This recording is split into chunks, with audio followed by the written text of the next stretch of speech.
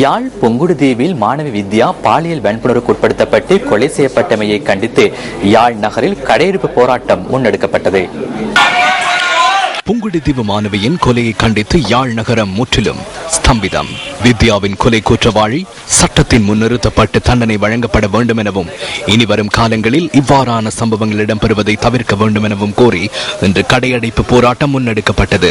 கொலை குற்றவாளிகள் தடுத்து வைக்கப்பட்டிருக்கும் யாழ் போலீஸ் நிலையத்தினை மக்கள் முற்றுகையிட முயற்சித்தமையால் அங்கு பலத்த பாதுகாப்பு நடவடிக்கைகள் முன்னெடுக்கப்பட்டிருந்தன.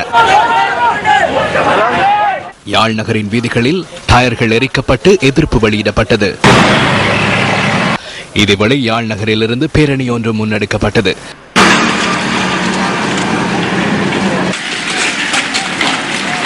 இக்குற்றவாளிகள் தண்டிக்கப்பட வேண்டும் என்பதே எமது விருப்பமாகவும் ஆவலாகவும் உள்ளது.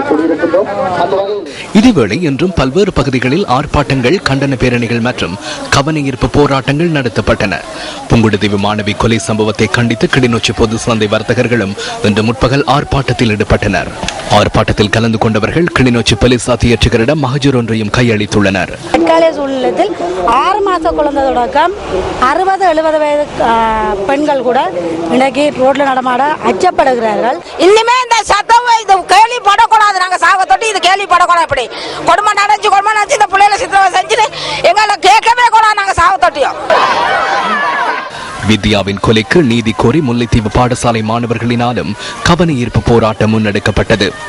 பாடசாலை மாணவர்களின் பாதுகாப்பை உறுதிப்படுத்துமாறு கவனஈர்ப்பு போராட்டத்தில் ஈடுபட்ட மாணவர்கள் சுட்டிக்காட்டினர். சரியான தீர்வு இந்த மாணவ சமுதாயத்துக்கு கிடைக்க வேண்டும். ஏனென்றால் பல பகுதிகளில் அரங்கேறி கொண்டிருக்கின்றது. ஆனால் எத்தனையோ சட்டத்தின் கண்ணுக்கு தென்படாமல் இருக்கின்றது. நாளைய காலகட்டத்திலே வருகின்ற ஒரு பிரதியை இன்றைய காலகட்டத்திலே அநியாயமாக இறக்கின்றார்கள் என்றால் அதற்குரிய நியாயம் வேணும் எங்களுக்கு. இதுவரை பாடசாலை மாணவி வித்யாவின் கொலைக்கு எதிர்ப்பு தெரிவித்து வவுனியாவில் கவனஈர்ப்பு போராட்டம் முன்னெடுக்கப்பட்டது. வவுனியா இறம்பைக்குளம் மகளிர் கல்லூரி மாணவிகள் இன்று கவனஈர்ப்பு போராட்டத்தில் ஈடுபட்டனர். இறம்பைக்குளம் அந்தோனியார் ஆலயத்துக்கு முன்பாக இந்த போராட்டம் ஆரம்பிக்கப்பட்டது.